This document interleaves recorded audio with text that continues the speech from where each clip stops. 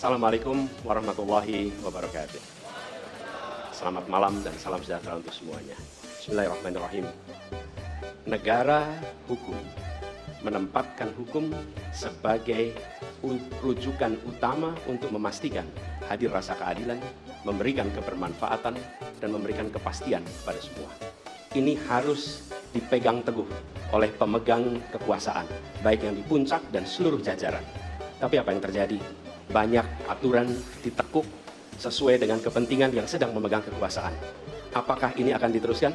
Tidak. Ini harus diubah. Ini harus dikembalikan. Kemudian kita menyaksikan betapa pada hari-hari ini tatanan ketika kita menyelenggarakan pemerintahan sering tidak sesuai dengan prinsip-prinsip hukum yang kita pegang. Karena itulah kami melihat perubahan ini harus kita kembalikan. Negara ini adalah negara hukum, bukan negara kekuasaan. Dalam negara hukum, kekuasaan diatur oleh hukum. Dalam negara kekuasaan, hukum diatur oleh penguasa. Dan kita tidak menginginkan itu terjadi. Pada saat ini, kalau kita lihat hukum itu harusnya tegak begini. Inilah hukum. Dalam kenyataannya, dia bengkok. Dia tajam ke bawah, dia tumpul ke atas. Dan kondisi ini tidak boleh didiamkan, tidak boleh dibiarkan, dan harus berubah. Karena itu kita mendorong perubahan. Mengembalikan hukum menjadi tegak kepada semuanya. Dan bila kita saksikan hari ini, ada satu orang milenial bisa menjadi calon wakil presiden. Tetapi ada ribuan milenial, generasi Z, yang peduli pada anak-anak bangsa, yang peduli pada mereka yang termarginalkan. Ketika mereka mengungkapkan pendapat, ketika mereka mengkritik pemerintah, justru mereka sering dihadapi dengan kekerasan, dihadapi dengan benturan, dan bahkan gas air mata. Apakah kondisi ini akan dibiarkan? Tidak, kita harus lakukan perubahan. Oleh karena itu, kami memperhatikan ini sebagai hal yang mendasar. Yang tak kalah penting, ini kedua nih, yang tak kalah penting. Kita menyaksikan pada saat ini, ada peristiwa seperti peristiwa Ibu Mega. Ibu Mega Suryani Dewi, seorang ibu rumah tangga yang mengalami kekerasan rumah tangga, lapor pada negara, tidak diperhatikan, dan dia meninggal korban kekerasan. Apakah akan dibiarkan? Tidak, ini harus diubah. Dan tidak kalah penting, hadir bersama saya di sini, ayahnya Harun Al-Rasyid. Harun Al-Rasyid adalah anak yang meninggal, pendukung Pak Prabowo di Pilpres 2019 yang menuntut keadilan pada saat itu. Protes hasil pemilu. Apa yang terjadi? Dia tewas sampai dengan hari ini tidak ada kejelasan. Apakah ini akan dibiarkan? Tidak. Ini harus diubah. Karena itu, kami mendedikasikan diri, hadir untuk memberikan komitmen bahwa dari puncak sampai ke bawah, kami akan tegakkan hukum pada siapa saja. Kami kembalikan marwah kehidupan bernegara yang menempatkan hukum sebagai tempat yang paling tinggi. Dan ketentuan itu berlaku pada semua, termasuk ketika menyangkut urusan ASN, menyangkut urusan TNI dan Polri. Terima kasih. Assalamualaikum warahmatullahi wabarakatuh. Terima kasih. Pak Panit, kami persilakan kembali ke tempat. Berikutnya kami persilakan. Harap tenang. Harap tenang. Harap tenang. Harap tenang para pendukung, harap tenang. Hadirin, kita akan harap lanjutkan tenang. ya. Harap tenang. Kita akan lanjutkan. Kami persilahkan calon presiden nomor urut 2, Bapak Prabowo Subianto, untuk maju ke atas panggung dan menyampaikan visi dan misi. Baik, para pendukung harap tenang, kita akan lanjutkan. Baik, silakan. Bismillahirrahmanirrahim. Assalamualaikum warahmatullahi wabarakatuh. Salam sejahtera kita sekalian. Shalom, Om Swastiastu, Namo Buddhaya, salam kebajikan. Terima kasih kesempatan yang diberikan kepada saya untuk menyampaikan visi dan misi. Kami menempatkan hukum, HAM, perbaikan pelayanan pemerintahan, pemberantasan korupsi, pelindungan terhadap semua kelompok di masyarakat sebagai sesuatu yang sangat penting.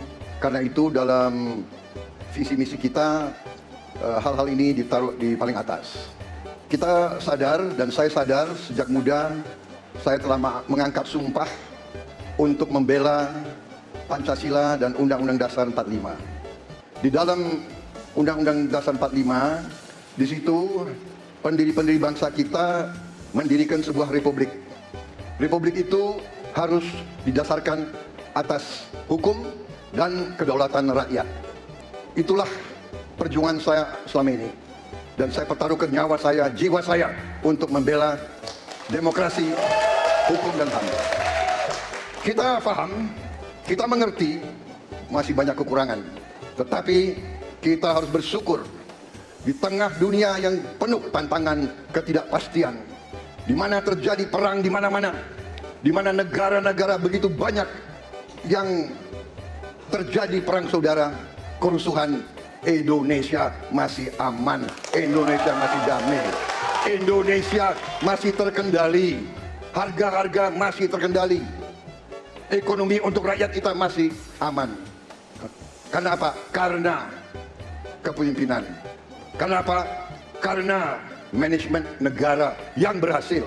Saudara-saudara, apakah di tengah 280 juta rakyat masa tidak ada kekurangan?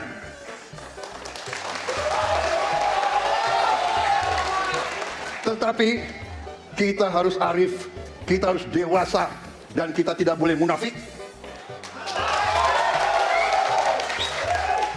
Pemimpin itu ingar sosung telodo, harus memberi contoh.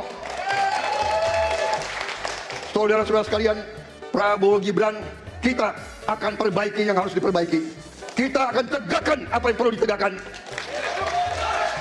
Dan kita bertekad memberantas korupsi sampai ke akar-akarnya. Memberantas korupsi sampai ke akar-akarnya. Saudara-saudara sekalian, saya kira demikian yang ingin saya sampaikan. Program kita baik, tujuan kita baik, keinginan kita baik. Mari kita berbuat kebaikan demi rakyat kita. Kita butuh persatuan dan kesatuan. Kita tidak perlu saling menghasut, saling mencela, saling menghina.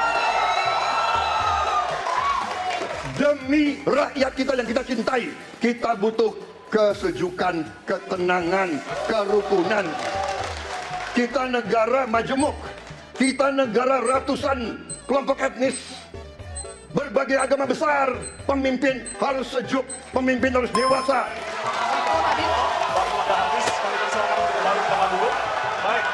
Harap tenang. Biar pendukung harap tenang. Hadirin, harap tenang. Harap tenang.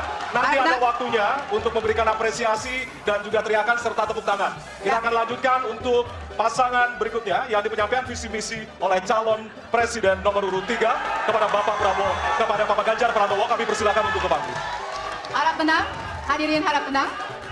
Bapak Ganjar, waktunya 4 menit dimulai dari sekarang. Assalamualaikum warahmatullahi wabarakatuh.